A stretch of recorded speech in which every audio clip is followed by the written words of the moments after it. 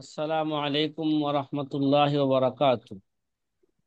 وعليكم السلام ورحمة الله নাহমাদুহু ওয়া وبركاته. নুসাল্লি আলা রাসূলিহিল কারীম, আম্মা বাদ। ফাকালা নবী সাল্লাল্লাহু আলাইহি ওয়াসাল্লাম, মান আফতার নাস বিগাইরি ইলমিন কানা ইসমুহু আলা মান আফতাহু আও কামা ক্বালা আলাইহি সালাতু ওয়াসসালাম।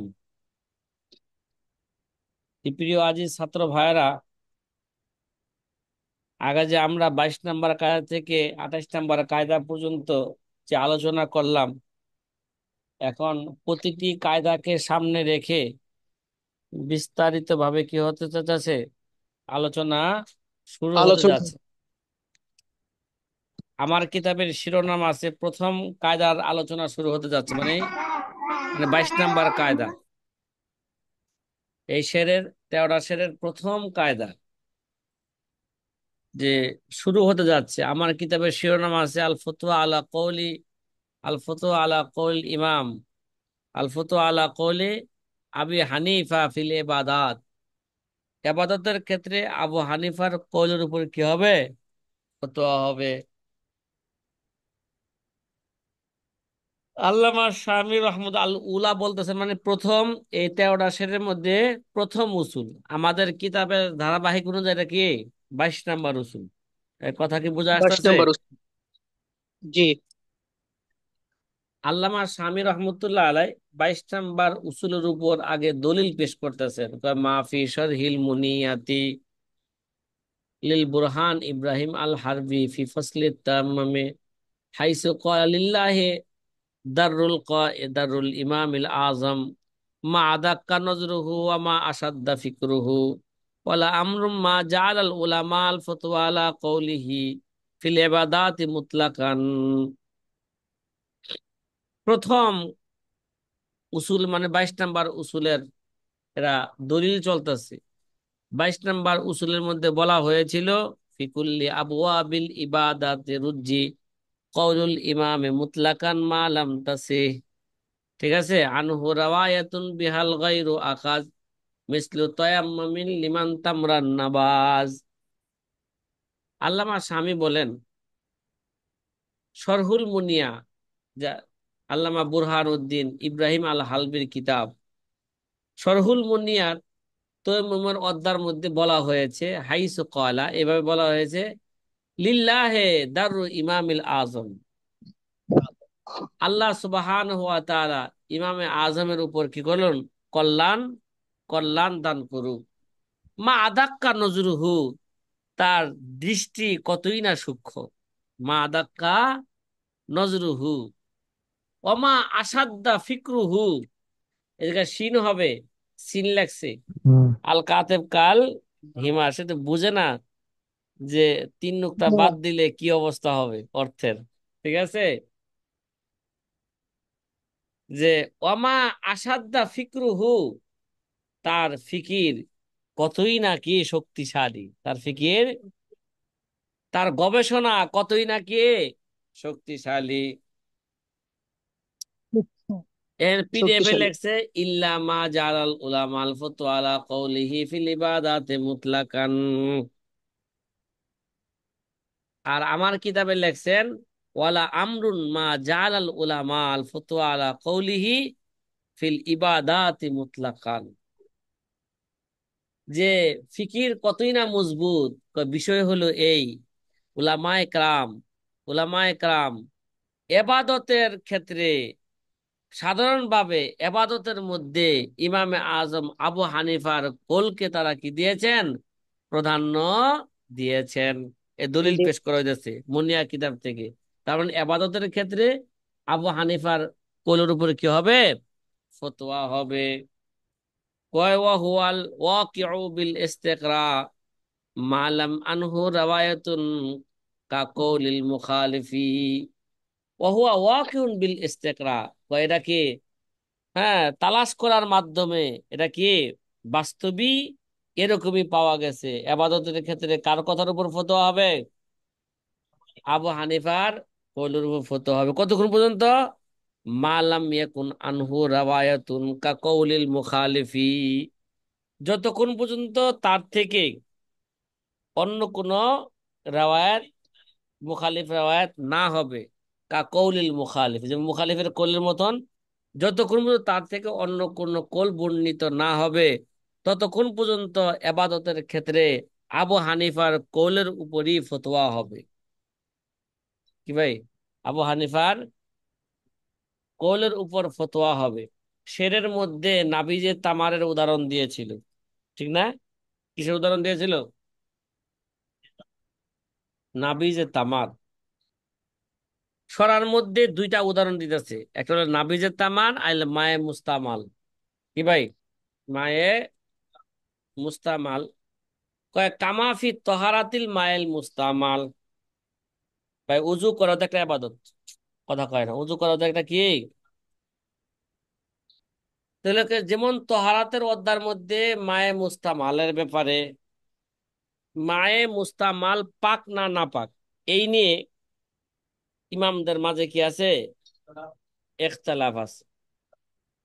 আবু হানিফা রহমতুল্লাহ আলাই মায়ে মুস্তামাল, আবু হানিফা রহমতুল্লাহ থেকে মায়ে মুস্তামালার ব্যাপারে দুইটা রাওয়ায়াত আছে। কয়টা রাওয়ায়াত? একটা রাওয়ায়াত যেটা ইমাম মোহাম্মদ রহমতুল্লাহ আবু হানিফা থেকে বর্ণনা করছেন, সেটা হচ্ছে মায়ে মুস্তামাল নিজে পাক, অন্যকে তাহিরুন গায়রু তুহুরিন, নিজে পাক কিন্তু অন্যকে কি করতে পারে না? পবিত্র করতে পারে না। ঠিক আছে? এটা এক নাম্বার কুল। মায়ে মুস্তামাল কি? অন্য, এরা আবু হানিফা থেকে ইমাম মোহাম্মদ কি করছেন? বর্ণনা করছেন। ইমাম আবু হানিফা থেকে ইমাম আবু ইউসুফ রহমতুল্লাহ হাসান ইবনে জিয়াদ আরেকটা কোল নকল করছেন, সেটা হচ্ছে আন্নাহু নাজিসুন। কি? মায়ে মুস্তামাল এরা হচ্ছে কি? নাপাক। কথা কয় না। মায়ে মুস্তামাল এরা হচ্ছে কি? এরা হচ্ছে নাপাক, মায়ে মুস্তামাল। আবার ইমাম আবু ইউসুফ আর হাসান ইবনে জিয়াদের মাঝে একটু ইখতিলাফ আছে। এই নাপাক কি, নাপাক নাজাসতে গলিজা না খফিফা, এই নিয়ে আবার কি ইখতিলাফ। হাসান ইবনে জিয়াদ রহমতুল্লাহ আলাইহি বলেন মায়ে মুস্তামাল এর হচ্ছে নাজাসাতে কি? গলিজা। আবার আবু ইউসুফ রহমতুল্লাহ আলাইহি বলেন এর নাজাসাতে কি? খফিফা। তাহলে মায়ে মুস্তামাল ব্যাপারে মূলত কয়টা কোল পাওয়া গেল? দুইটা কোল। একটা হচ্ছে ঠিক বলছি। মায়ে মুস্তামাল এরা পাক কিন্তু গয়রু তুহুরিন, অন্যকে সে কি করতে পারে না? পবিত্র করতে পবিত্র পারে করতে না। পারে না।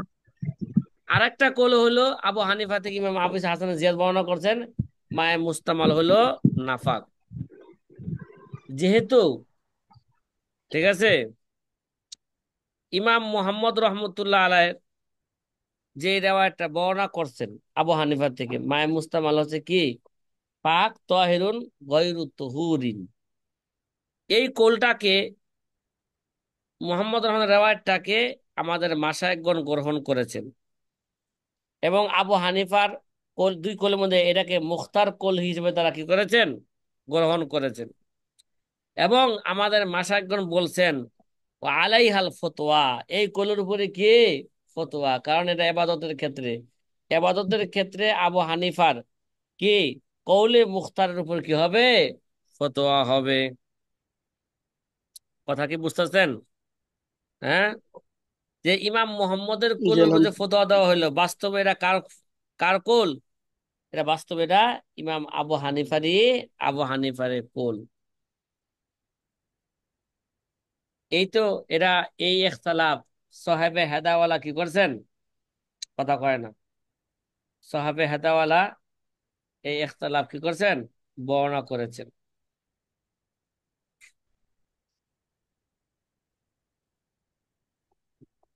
তহতাবি আলাল মারাকে, আলা আলাল কে মারাকে, মারাকুল ফাহালা, কিতাবের মধ্যে বিল ইত্তেফাক এন ইখতিলাফ ছাড়াই বর্ণনা করছেন। মায়ে মুস্তামাল শুধু পাকি বর্ণনা করে, কোন ইখতিলাফ কি করা হয় নাই? বর্ণনা করা হয় নাই। এবং লেখছে এখানে কোনো ইমামের কি নাই? ইখতিলাফ নাই। কিন্তু সাহেবে হেদাওয়ালা এই ব্যাপারে মায়ে মুস্তামালের ব্যাপারে কি করছেন? ইখতিলাফ নকল করেছেন। এবং মায়ে মুস্তামাল যে পাক, অন্যকে পবিত্র করতে পারে না, এই কথার উপর কি দেওয়া হয়েছে? ফতোয়া দেওয়া হয়েছে। আর একটা মাসালা কি ভাই, আর একটা মাসালা হইলো নাবি নাবিজে অত্যায়ম্মম ফাকাত ইনদা আদমে গায়রি নাবিজির তামার। মানে নাবিজে তামার ছাড়া যদি অন্য কোনো মুতলাক পানি না পাওয়া যায়, সাধারণত ওযু গোসল কি পানি দ্বারা করবে? মুতলাক পানি দ্বারা। মুতলাক পানি উদাহরণস্বরূপ যেমন আসমানের পানি, এটাকে একটা কি মুতলাক পানি। সাগরের পানি, চলন্ত পানি, এগুলো কি ভাই? মুতলাক পানি। তাহলে নিয়ম হলো অজু তো গোসল করবে কি পানি দ্বারা? মুতলাক পানি দ্বারা।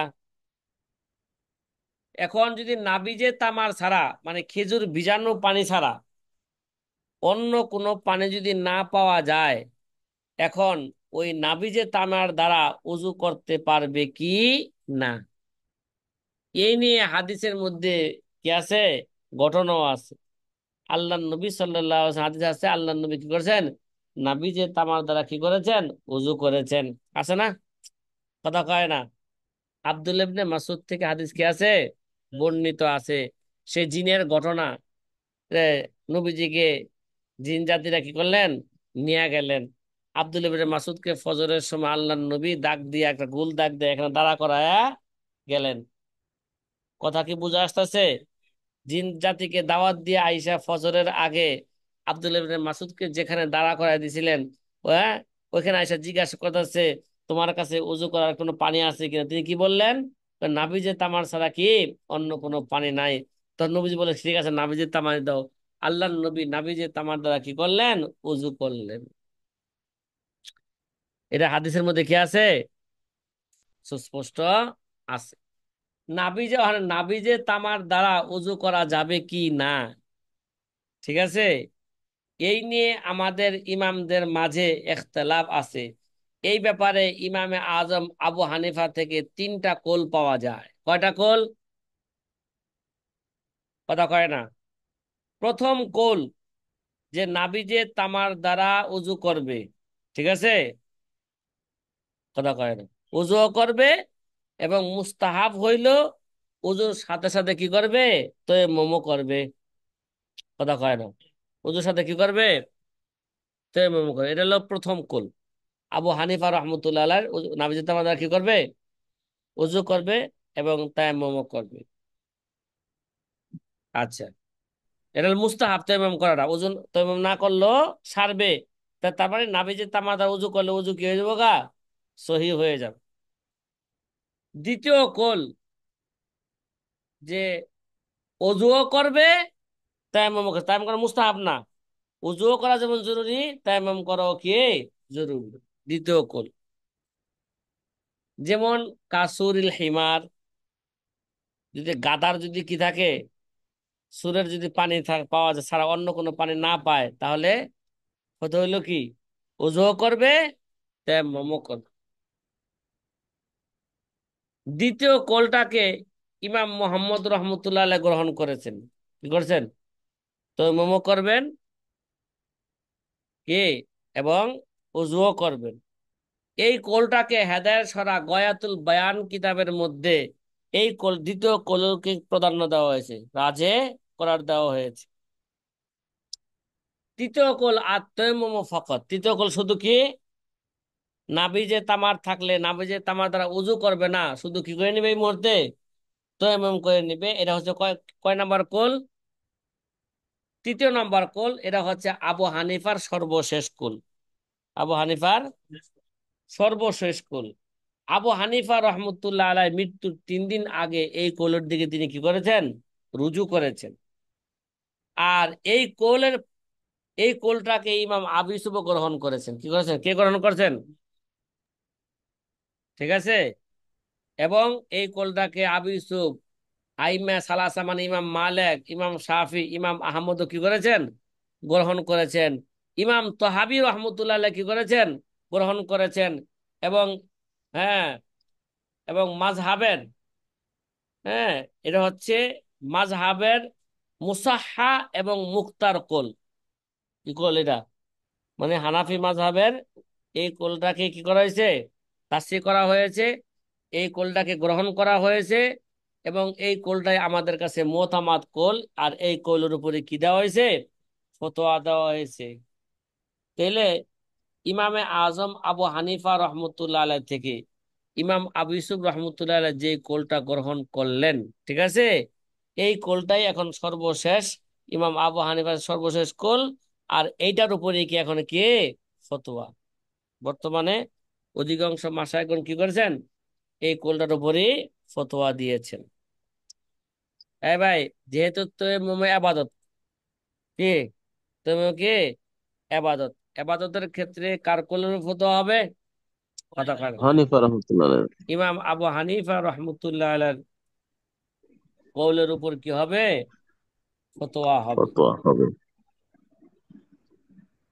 সাথী ভাইয়েরা, যে এবাদতের ক্ষেত্রে যে আবু হানিফার কওলের উপর কি হবে, ফতোয়া হবে, যে আরো কিছু উদাহরণ আপনাদের সামনে দিতে চাই। কি চাই, আরো কিছু উদাহরণ দিতে চাই। একটা উদাহরণ হলো, মনে করেন একটা কুয়ার মধ্যে ইঁদুর অথবা চড়ুই পাখি কি পড়ে গেছে, ঠিক আছে। মানে একটা কুয়ার মধ্যে একটা মরা ইঁদুর পাওয়া গেছে, অথবা একটা মরা কি চড়ুই পাখি পাওয়া গেছে। এটা এখনো ফুলেও নাই, ফাটেও নাই, ঠিক আছে। তাহলে এই পানি দ্বারা যদি কোনো ব্যক্তি যদি অজু করে ফেলে, কি করে ফেলে, সে জানে না যে এর মধ্যে কি পড়ছে, ইঁদুর পড়ছে। ইঁদুরটা ফুলেও নাই, ফাটেও নাই। এখন যদি ওই পানি দ্বারা যদি কেউ যদি অজু করে থাকে, অজু করে যদি নামাজ পড়ে থাকে, ঠিক আছে, তাহলে পরবর্তীতে যখন জানা গেল যে এই পানির মধ্যে কি পাওয়া গেছে একটা মরা ইঁদুর পাওয়া গেছে, যেটা এখনো ফুলেও নাই, ফাটেও নাই, তাহলে একদিন এক রাতের নামাজকে দোহরাইবে। আবার কি বলেন, একদিন এক রাতের নামাজকে দোহরাইবে। আর যদি ফুইলা ফুইলে হয়ে গেছে, ফাইট হয়ে গেছে, তাহলে 3 দিন 3 রাত্রের নামাজ কি করবে, দোহরাইবে। ঠিক আছে, এটা হলো ইমাম আবু হানিফার মাযহাব। এটা কার মাযহাব, তাইলে ওযু ওযু ইবাদত, ওযু দ্বারা নামাজ পড়ো কি ইবাদত। আর এই কৌলের উপরে কি দেওয়া হয়েছে, যেটা ইবাদতের মাসালা, এই কৌলের উপর কি দেয়, ইমাম আবু হানিফার এই কৌলের উপর ফতোয়া দেওয়া হয়েছে। তার মোকাবেলায় আবু হানিফার এই কৌলে মুখতারের মোকাবেলায় সাহেবাইনের কৌল আছে, ঠিক আছে। সাহাবাইন রহমতুল্লাহ আলাইহিরা বলেন, জানোয়ার, এই চুহা, এই ইঁদুর ফাটুক অথবা না ফাটুক, ফুলুক অথবা কে না ফুলুক, কোন নামাজকে দোহরানোর কি নাই, বিধান নাই। কথা কয় না, কোন নামাজকে কি করতে হবে না, কতক্ষণ পর্যন্ত, যতক্ষণ পর্যন্ত এইটা না জানা যাবে কখন থেকে ইঁদুর কি করছে এখানে পড়ছে। যদি কখনো জানা যায় ইঁদুর একদিন আগে পড়ছে, কি পড়ছে, তাহলে সোহেবাইনের, তাহলে একদিনের নামাজ কি করবে, দোহরাইবে। আর সোহেবাইনের এই কোলটা হচ্ছে কিয়াসের উপর ভিত্তি করে বলছেন, কিসের উপর, কিয়াসের উপর ভিত্তি করে বলছেন। আর ইমাম আবু হানিফার কোল, এটা হচ্ছে ইস্তেহসানের উপর কি করে ভিত্তি করে বলা হয়েছে। আমরা আগেও বলছিলাম, কিয়াস আর ইস্তেহসানের মধ্যে তারুজ হয়ে গেলে একটা উসুল ছিল আমাদের, হ্যাঁ। ইস্তেহসান কিভাবে প্রাধান্য পাবে, এই কারণেও আবু হানিফার এই কোল কিভাবে প্রাধান্য পাবে। আর দ্বিতীয়ত হচ্ছে, এরা এবাদতের ক্ষেত্রে এহতিয়াত করা কি উত্তম, এই জন্য আবু হানিফার কৌলের উপর কি হবে, ফতোয়া হবে। ভাই, কথা কি বুঝছেন, হ্যাঁ।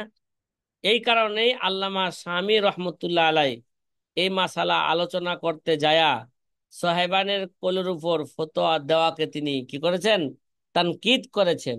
তো বলছে না না, এই জায়গায় সাহেবানের কথার উপর ফতোয়া হবে না, এই জায়গায় ফতোয়া হবে ইমামে আজম আবু হানিফা কৌলের উপর কি হবে, ফতোয়া হবে। তো এই মাসালা আপনারা রদ্দুল মুহতার মা দুরুল মুখতার, যে ফতোয়ায়ে স্বামীর জাকারিয়া বুক ডিবুর 1 নম্বর খণ্ডে 300 কে 78 নম্বর পৃষ্ঠার মধ্যে আপনারা এই মাসলা পাইবেন। সেখান থেকে আপনারা মোতালা করতে পারবেন। আর হেদায়ের প্রথম খণ্ডে আপনারা এই মাসলা পড়েছেন, হেদায়ের প্রথম খণ্ডে 44 এবং 45 নম্বর পৃষ্ঠার মধ্যেও আছে কিতাবুত তাহারাতে। কত নম্বর পৃষ্ঠায়? 44 এবং কে 45 নম্বর পৃষ্ঠার মধ্যে আছে। তাহলে বোঝা গেল এবাদতের ক্ষেত্রে কার মাসালার উপর ই হবে, আবু হানিফার কথার উপর কি হবে, ফতোয়া হবে। আরেকটা উদাহরণ আপনাদেরকে দিচ্ছি, যে মহিলাদের যখন বাচ্চা হয়, বাচ্চা হওয়ার পরে যে রক্ত কি হয়, বের হয়, এই রক্তকে আমাদের ফিকহ কিতাবের পরিভাষায় বলা হয়ে থাকে নিফাস। কি বলা হয় দেখে? নিফাস। কথা কি বোঝা আসতেছে? আচ্ছা, জি আলহামদুলিল্লাহ উস্তাদ জি। এখন একটা মাসালা, যদি কোনো মা বোনেরাও যদি আমাদের এই ভিডিও দেখেন, তাহলে তারা ভালো করে এই মাসলা কি রাখা দরকার, স্মরণ রাখা দরকার। যদি কোনো মহিলা হালাতে নিফাস অবস্থায় থাকে, কোন অবস্থায়, হালাত নিফাস। তাইলে এখন তো হালাতে নিফাস অবস্থা আছে, বাচ্চা হয়েছে, রক্ত কি হইতেছে, বের হইতেছে। এইভাবে আমাদের মৌলিক মাসালা হলো এই ক্ষেত্রে, যে সাধারণত নিফাসের অধিকাংশ সময় কদিন, 40 দিন। আর কমের কোনো কি নাই, সীমা নাই। ঠিক আছে, এখন প্রশ্ন হইলো, নোয়াখাইলা প্রশ্ন হইলো, মনে করেন বাচ্চা হওয়ার পরে কিছুদিন রক্ত কি হয়েছে, বের হয়েছে, তারপরে কয়েকদিন রক্ত কি বের হওয়া কি হয়েছে, বন্ধ হয়েছে, তারপর আবার রক্ত কি হইতেছে, আসা শুরু হয়েছে। কথা কি বুঝা আসতেছে ভাই?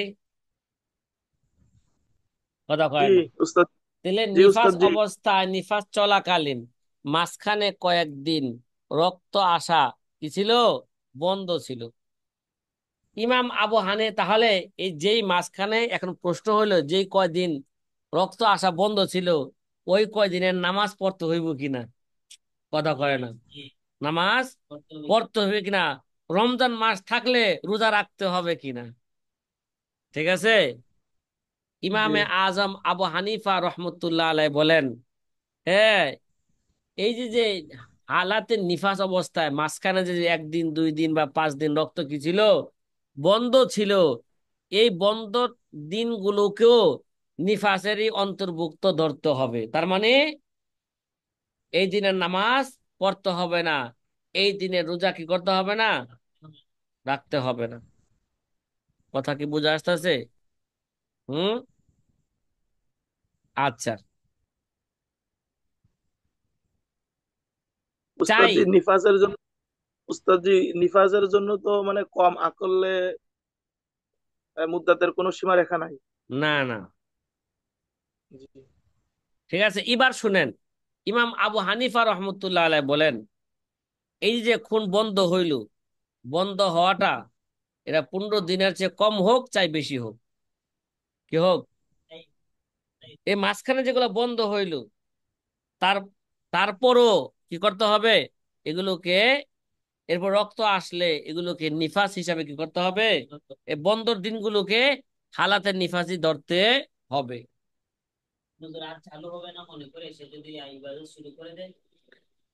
শুরু করে দিলে সেটা হলো অন্য কথা, নামাজ শুদ্ধ হইল না, সে নাফাক অবস্থায় নামাজ পড়ছে অজান্ত। তাইলে তাইলে বোঝা গেল তুহুরে মুতাখাল্লিলকে দমে মুতাআলির হুকুমে ধরা হবে। কি বললাম? তুহুরে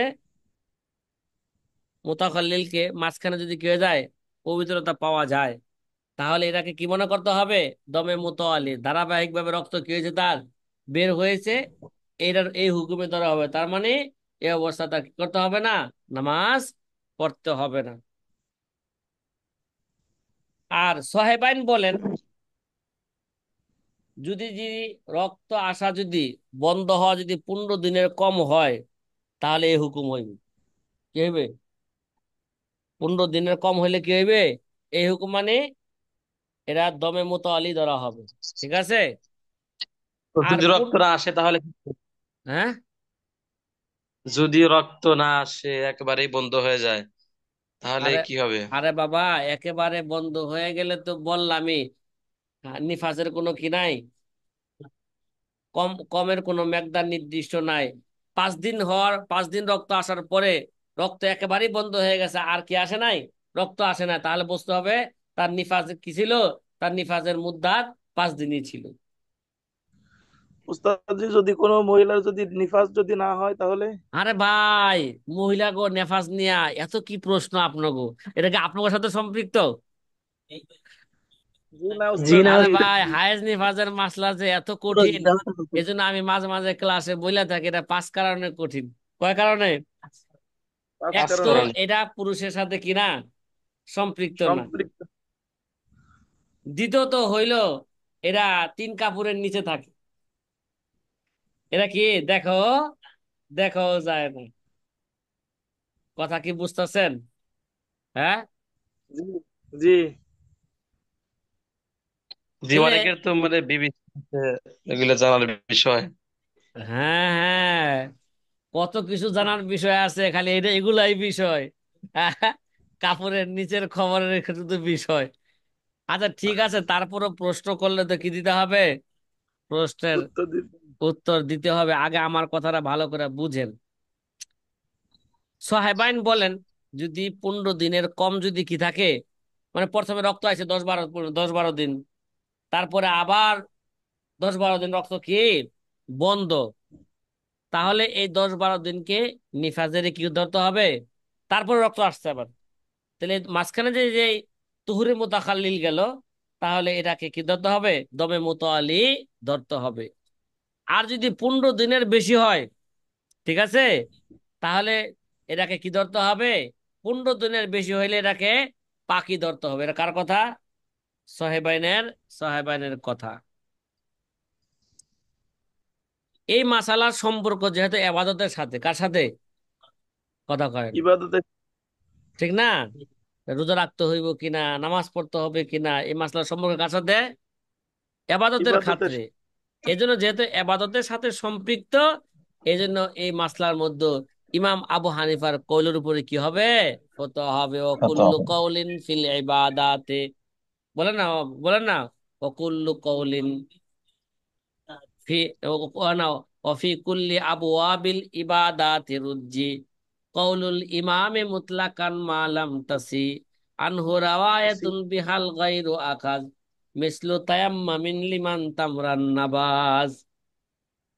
মোটামুটি আমরা 22 নম্বর উসুলের দলিল কি, তার ব্যাখ্যা বিশ্লেষণ কি, তার উদাহরণ কি, মোটামুটি এই নিয়ে আমরা কি করলাম, আলোচনা করলাম।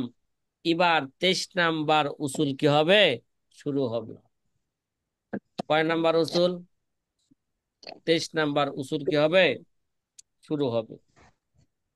আপনাদের কিতাবের শিরোনাম আছে আল ফতুয়া ফিল কাজা ওয়া মা ইয়াতাআল্লাকু বিহি, যে কজা এবং কজা সংক্রান্ত মাসালার ক্ষেত্রে ফতুয়া কার কল হবে। আর আমার কিতাবের শিরোনাম আছে আল ফতুয়া আলা কৌলি আবি ইউসুফ ফিমা ইয়াতাআল্লাকু বিল কাজা, কি কজা এবং কজা সম্পৃক্ত মাসালার মধ্যে এরা ইমাম আবু ইউসুফের কৌলের উপরে কি হবে, ফতোয়া হবে। ফতোয়া হবে। এই 13টা শেরের মধ্যে ধারাবাহিক ভাবে এরা হচ্ছে 2য় নাম্বার উসুল। আর আমাদের পূর্ণ কিতাবের ধারাবাহিক অনুযায়ী এটা হচ্ছে কয় নাম্বার উসুল, 23 নাম্বার, 23 নাম্বার উসুল। 23 নম্বর কথা কি বোঝা আসতেছে শামসুল হক ভাই? হ্যাঁ, জি আলহামদুলিল্লাহ। আলহামদুলিল্লাহ।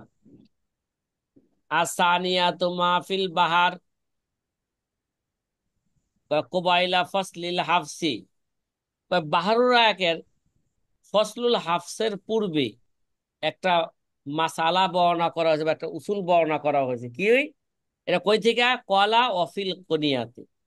আল্লামা ইবনে নুজাইম বলেন কুনিয়া কিতাবের মধ্যে আছে মিন বাবিল মুফতি। কোন অধ্যায়? কুনিয়া কিতাবের বাদ বাবুল মুফতির অধ্যায়। ঠিক আছে? অধ্যায়ের জি মধ্যে আছে উস্তাদ জি। আল ফতোয়া আলা কওলি আবি ইউসুফা ফিমা ইয়াতাআল্লাকু বিল কাযা। তাহলে কুনিয়া কিতাবের মধ্যে আছে কজা সংক্রান্ত, বিচার সংক্রান্ত যত মাসালা আছে, ওই বিচার সংক্রান্ত মাসালার ক্ষেত্রে ইমাম আবু ইউসুফের কৌলের উপর কি হবে? ফতোয়া হবে। তো কেন হবে। কেন কেন? লে জিয়াদাতি তাজরিবাতিহি। হ্যাঁ, কয় কজা সংক্রান্ত মাসালার ক্ষেত্রে ইমাম আবু ইউসুফের অভিজ্ঞতা অনেক বেশি থাকার কারণে। কারণ যে আপনাদেরকে আগেও বলছিলাম, হ্যাঁ, ইমাম আবু ইউসুফ রহমতুল্লাহ আলাই যে বাদশাহ হারুন কাজী রশিদের জামানায় দীর্ঘদিন তিনি কি ছিলেন? কাজীউল কুজাত ছিলেন, কাজী জাস্টিস ছিলেন, প্রধান বিচারপতি ছিলেন। এর জন্য কজা সংক্রান্ত মাসালার ক্ষেত্রে তার বেশি কি আছে? অভিজ্ঞতা আছে। এই ব্যাপারে তিনি কেমন যেন পিএইচডি লাভ করেছেন। কেমন যেন না, বাস্তবে তিনি কি করেছেন? পিএইচডি লাভ করেছেন। পিএইচডি। কয় এমন কথা ওয়াকাজা ফিল বাজ্জাজিয়াতি মিনাল কাজা, এমনি ভাবে ফতোয়ায়ে বাজ্জাজিয়ার কিতাবুল কাজার মধ্যে আছেন আইলি হুসুলি জিয়াদাতিল ইলমি লাহু লিতাজরিবাতিহি।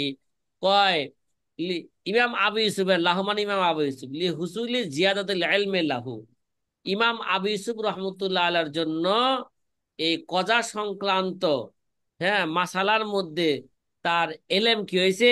বেশি অর্জিত হয়েছে। কেন কেন কিভাবে? লিতাজরিবাতিহি, তার অভিজ্ঞতার কারণে। কি? তার অভিজ্ঞতার কারণে। কয় ওয়ালি হাজা রজা আবু হানিফা আনিল কওলে বিআন্না সাদাকাতা আফজালু মিন হাজ্জিত তাতাউ। কয় এই কারণেই তো যে ইমাম আবু ইউসুফ ইমাম আবু হানিফা রহমতুল্লাহ আলাইহ, এই কারণে মানে কথা কয় না, ইমাম আবু ইউসুফ রহমতুল্লাহ আলার কি, হ্যাঁ, কাজার সংক্রান্ত ব্যাপারে এলেম কি ছিল? বেশি ছিল। কেন? বেশি ছিল। অভিজ্ঞতার কারণে। তার অভিজ্ঞতার কারণে এ কজা সংক্রান্ত মাসালার ক্ষেত্রে ইমাম আবু ইউসুফের এলেম কি ছিল? বেশি বেশি অর্জিত ছিল। হয়েছিল। কয় এই কারণেই আবু হানিফা রহমতুল্লাহ আলাইহ তার এক কোল থেকে তিনি কি করেছেন? রুজু করেছেন। তার মানে করেছেন। ওই মাসলার ক্ষেত্রে আবু হানিফার কি হয়েছিল? অভিজ্ঞতা হয়েছিল। অভিজ্ঞতার কারণে তিনিও কি করছেন? অভিজ্ঞতার কারণে তার এলেম বেশি হয়েছে, যার কারণে আবু হানিফা কি করছেন? এক মাসলা থেকে তিনি কি করছেন? রুজু করেছেন। কি মাসলাটা কি ভাই? মাসলাটা হইল সাদাকাত আফজাল। আবু হানিফা রহমতুল্লাহ আলাই জীবনে তো আমরা মুকাদ্দামায়ে দুরুল মুখতার কিতাবের মধ্যে পড়েছি, তিনি হজ করেছেন মাত্র 55 বার। কতবার? তাহলে মাত্র 55 বার। মাত্র 55 বার কি করেছেন? হজ করেছেন। হজ করেছেন তাইলে প্রত্যেক বছর। আবু হানিফা রহমতুল্লাহ আলাইহ হজের হজের ব্যাপারে তার একটা বিশাল এক কি হয়েছে? অভিজ্ঞতা হয়েছে। এবং হজ যে কত কষ্ট, এরা তার 55 বার অভিজ্ঞতার মাধ্যমে সে কেরা জানতে পারছে। হজ এবাদতটা অত্যাধিক কেরা কষ্টের এবাদত। কষ্ট তো। আজকে সকালেও এক হুজুরের ব্যাপারে আমার পাশের মাদ্রাসার নাইবি মুহতামিম আল্লামা নূর হোসেন কাসিমি নওয়ার আল্লাহ মারকাদহুর ভাই, যে মাওলানা আব্দুল কুদ্দুস সাহেব হজে গেছেন, খবর নিলাম বা হুজুরে খুব কষ্টে আছে। মানে হুজুরের শারীরিক ভাবে কি সে খুব দুর্বল, অসুস্থ। কষ্টে আছে, শরীর অবস্থা কিনা ভালো না। তার মানে হজ হজ এবাদতটা অত্যাধিক কি, এটা কঠিন এবাদত। কঠিন। ওই জায়গায় যায় শক্তিশালী মানুষও কি হয়ে যায়? অসুস্থ হয়ে যায়। এই বছর আপনারা পত্র পত্রিকায় দেখছেন, হ্যাঁ, এই হজের মধ্যে মিশরের মানুষ সবচেয়ে বেশি মারা গেছে। অথচ মিশরের মানুষ বাংলাদেশের মানুষের চেয়ে 1000 গুণ বেশি শক্তিশালী, অনেক শক্তিশালী। তারপরও তারা কি গেছেন? তারা হজের মধ্যে বেশি মারা গেছে। হজের যে কষ্ট, এই কষ্টের কারণে, হ্যাঁ, সূর্যের তাপ অনেক বেশি ছিল, গরমের তাপ অনেক বেশি ছিল, পানি ঠিক মতন পায় নাই, ছায়া ঠিক মতন পায় নাই, যার কারণে রাস্তায় থাকতে হয়েছে, এই কারণে তারা কি গেছে, মারা গেছে। যাই হোক, এটা প্রাসঙ্গিক কথা বললাম, মূল মাসলা বুঝি। মূল মাসলা হলো আবু হানিফা রহমতুল্লাহ হজে যাওয়ার আগে ফতোয়া দিতেন যে নফল হজের চেয়ে, কি বললাম, নফল হজের চেয়ে সৎকা করা উত্তম। মানে নফল হজ করতে যায় যে টাকাগুলো কি করবে, খরচ করবে, ওই টাকাগুলো হজে যায় খরচ না কইরা এরা দরিদ্র মানুষদেরকে কি দাও, বিলায় দেওয়া, এটা বেশি দান ভালো হজে যাওয়ার চেয়ে। এই মাসলা তো এখনো গ্রামগঞ্জের লোকেরা অনেক সময় বলে, বলে কি এতবার হজে যাওয়ার দরকার কি মিয়া, তোমার এই টাকাটা কি দান করে করে দাও, দাও। গরিব মানুষের দিয়া দাও, অমুকের মেয়ের বিয়া দিতে পারে না টাকার লেগা, অমুকের ছেলের বিয়া করাইতে পারে না কি লেগা, টাকার লেগা, এই সমস্যার কারণে মানুষের কি দাও, এই টাকাটা দিয়া দাও, বারবার হজে যাওয়ার কোনো কি নাই, দরকার নাই, একবার তো হজ জীবনে তো একবারই হজ ফরজ। মাশাআল্লাহ। এরকম উস্তাদ ফতোয়া জি, তো, এরকম ফতোয়া ইমাম আবু হানিফা রহমতুল্লাহ দিয়েছেন। কখন? হজে না যাওয়ার আগে। হজে যাওয়ার পরে দেখলেন যে নফল সৎকা তো শুধু কি হইব, এটা হলো মালি ইবাদত হইব, কি হইব। আর হজে যায় দেখলেন যে এদের এত কষ্ট, হজে এত কষ্ট, এত কষ্ট, যে এই কষ্টের কারণে তার একটা অভিজ্ঞতা নিলেন। নেওয়ার পরে তিনি এবার ফতোয়া চেঞ্জ করলেন যে হজটা মালি ইবাদত, আবার কি শারীরিক ইবাদত, সুতরাং এই আদায়। সৎকা করার চেয়ে নফল হজ করা উত্তম। কি কারণে ফতোয়া ঘুরাইলেন? ওই তাজরেবার কারণে, অভিজ্ঞতার কারণে। কথা কি বোঝা আসতেছে সাথী ভাইয়েরা? আলহামদুলিল্লাহ উস্তাদ জি। লাম্মা হাজ্জা ও আরাফা মুশাক্কাতাহু, ইমাম আবু হানিফা রহমতুল্লাহ যখন হজ করেছেন এবং হজের যখন কষ্ট বুঝতে পারছেন, তখন এই ফতোয়া ঘুরাই দিলেন। এবার ফতোয়া দিলেন, কি দিলেন, হজ্জে তাতাউ, নফল হজ এটা হচ্ছে আফজল মিনাস সাদাকাতি। আগে ফতোয়া কি ছিল, আন্না বি আন্না সাদাকাতা আফজালু মিন হজ্জিত তাতাউ। এবার ফতোয়া ঘুরে গেল, কে আন্নাল হজ্জাত